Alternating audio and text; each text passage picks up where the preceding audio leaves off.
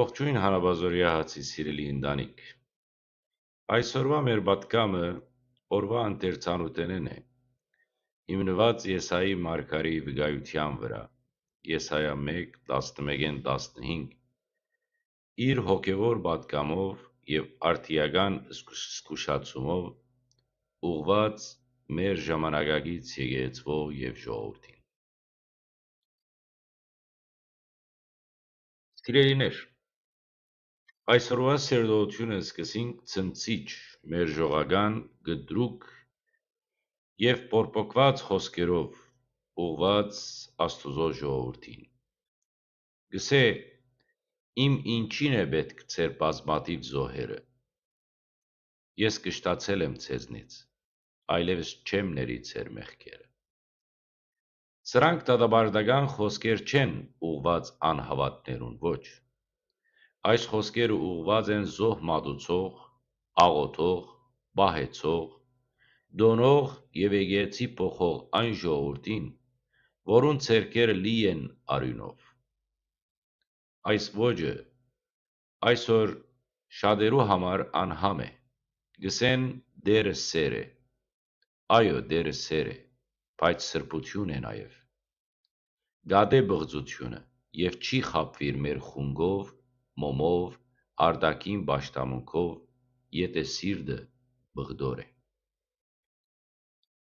Աստված չի մերժեր զոհը, եթե սիրտն ալ կզոհվի, բայց կմերժե զոհը, երբ զոհը գեղձ է։ Կմերժե աղոթքը, երբ աղոթողը ամպարտավան է։ Կմերժե պաշտամունքը, երբ պաշտամունք ընողը վախծած չէ Սուրբին առջև կանգնելու և պատասխանատվութենեն։ Այսօր մեր օրերուն մենք դարձյալ կգանքնենք նման մերժումի եզրին։ Հայ ժողովուրդը հազարավոր մատուցված պատարակներով, օծումներով, շարականներով և խնգարկություններով կշարունակե դիմել Աստծո, բայց երկինքը լուր է։ Ինչու գիտեք։ Որովհետև ձեռքերը արյունոտ են, որովհետև եկեղեցվո մեջ լռությունն է արդարության դեմ, որովհետև մենք կխաբենք մենք մեզ մտածելով, թե երբ աղոթք հղենք, երկինքը պարտավոր է արձագանքել, բայց Աստված կսպասե ոչ թե աղմկոտ ժամերկություններ, այլ սրտի ճշմարտության, գսե 10-րդ համարը, եթե ազնիվ ալյուրի հաց մատուցեք ինձ, զուր է լինելու։ Սիրելիներ, այս խոսքը մարգարեական է նաև մեր եկեղեցվո այսօրվա իրավիճակին համար։ Սուրբ Էջմիածնի գավիթները գողրտված են, ոչ թե ամփոխով, այլ ամպարտավանությամբ, անձնական փառքով, սուտ խոստումներով։ Քահանաներ, որոնց ձեռքը բիղձ է, որովհետև Աստծո անունով կպատվեն իրենց անձը։ Վեհապարությունը, որ իր յանքով վերածած է սրբությունը զարդարանքի։ Սյունագիրներ, որոնք լուր են անիրավության դեմ։ Այս է ուզված զոհը, պահանջված զոհը, ոչ։ Այսօրվա պատգամս գրված չէ կշտամբելու սովորական հավատացյալը։ Այս պատգամը ուղղված է անոնց, որոնք իրենց ձեռքերը կամ անձերը սրբության վահանակի տակ ծածկած կսդեն Աստուծո։ Քահանամը չի կրնար ղեկավարել, եթե ինքն ալ առաջնորդ չէ։ Պաշտոնի անունով կարելի չէ ծածկել մեղքը։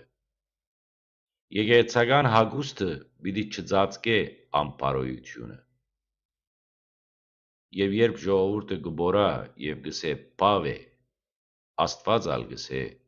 «Ես կշտացա ձեզմե, ձեր պահեցողությունն ու դոները ադեց իմ հոգին» Եսայի 1:14։ Այս խոսքերը սարսափեցուցիչ են, բայց ճշմարիտ։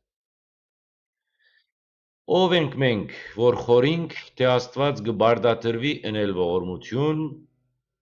երբ իր անունը կմխրջեն անարգության մեջ։ Սիրեյներ, եկեք չգաշարենք Աստուծո ուշադրությունը։ Եկեք չսենք Աստված մեզ պիտի բահե,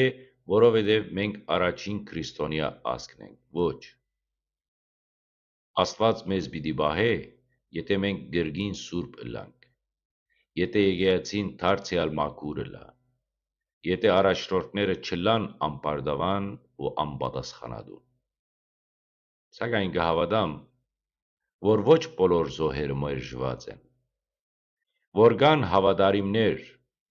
ցերկերը լեցուն աղոթքով եւ ոչ արյունով, որ կան ժլատ լրություններու մեջ ջիջացողներ, որոնք կբորան անիրավության դեմ։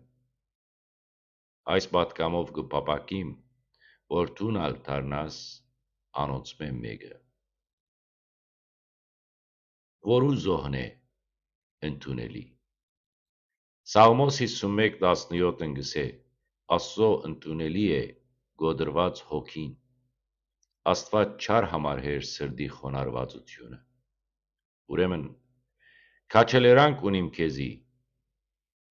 ասկիս բազում հուսախաբություններ է վերջ, եթե սիրտդ խոնար է, աղոթքդ լսելի է։ Եթե ժպտալ գիտես ներքին լացով, Աստված քեզ կճանչնա։ Եթե մերժումի մեջ ես, բայց ճշմարտությամբ կանգնած, Աստված քեզմով պիտի սկսի վերակենդանացնել իր եկեղեցին։ Սիրեյներս, Տերը կփնտրե խոնարհներ, ոչ պատվերով պատվածներ, կփնտրե զավակներ, ոչ պաշտոնապես օծվածներ, կփնտրե զոհեր, որոնք սրտեն կբխին եւ ոչ հանձնաժողովներ է։ Իմ գոչումն է ճշմարտությունը հայտնել ձեզ, ինչպես միշտ կսեմ, ձեր բարդականությունն է լսել եւ կիրառել։ Ես ձեզ կզգուշացնեմ ոչ միայն ճշմարիտ Աստծո խոսքով, այլ անոր անդեսման սպառնալիքով նաեւ։ Երբ Աստված կմերժե մեր զոհերը, մեր բահեցողությունները, մեր խնգարգությունները, նույնինքն այս մերժումը գոչ մնե դեպի վերածնունդ, գսե չեմ լսեր ձեր աղոթքները, բայց ինչու գսե, եթե պատրաստ չէ մաքրելու, եթե գամեցող չէ մեր դարձին, այս գդրուկ մերժումը սարսափեցնող չէ միայն, անտեր մնե, այդ սերը, որ մտրակ վերցուց Քրիստոսի ցերկը, երբ Տերը մոտեցավ տաճարին եւ տեսավ այն սուրբ տարածքը վերածված արևդուրի եւ պարքի կեդրոնին կորած, իմ դունս աղոթքի դուն պիտի գոչվի, բայց դուք անոր մեջ ավազակներու որջ մշինեցիք եւ վերցուց մղդագը։ Այսօր նույն Աստվածը գուզե մտնել մեր հոգեվոր տաճարները եւ հարցը կհնչե, ով պիտի վերցնե մդրագը։ Ուր են այն քահանաները, որ պիտի մաքրեն սրբարանը։ Ուր են այն պատգամավորները, որ պիտի բարձրանան ամբիոն ոչ թե հաջոյանալու, այլ վերածնունդ բերելու համար։ Ուր են այն ժողովուրդը, որ պիտի մերժե բադրանքը ու թիմե Տիրոջը։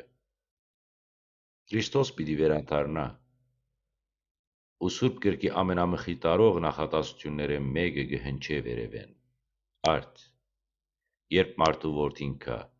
արդյոք հավատք պիտի գտնե երկրի վրա։ Ղուկաս 18:8։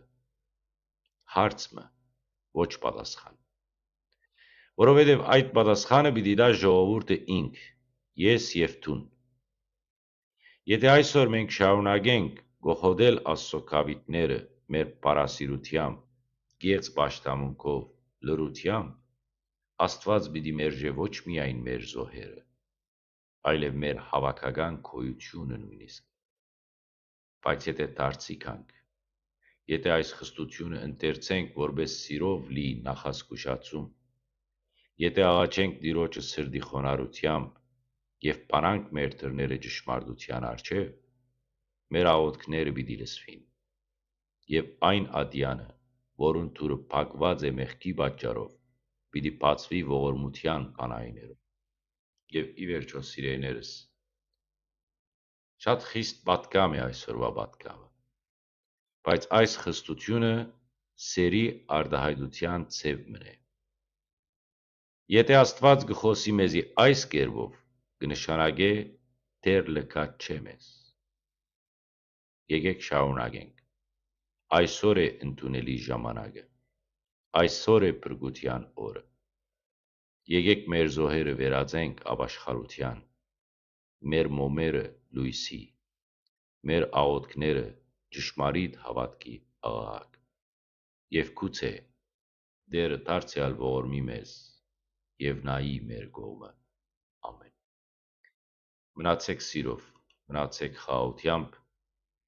մինչ վաղը տեսնվելու հույսով կողջունեմ ձեզ եւ Քրիստոսի սիրով կսիրեմ ձեզ բոլորիդ։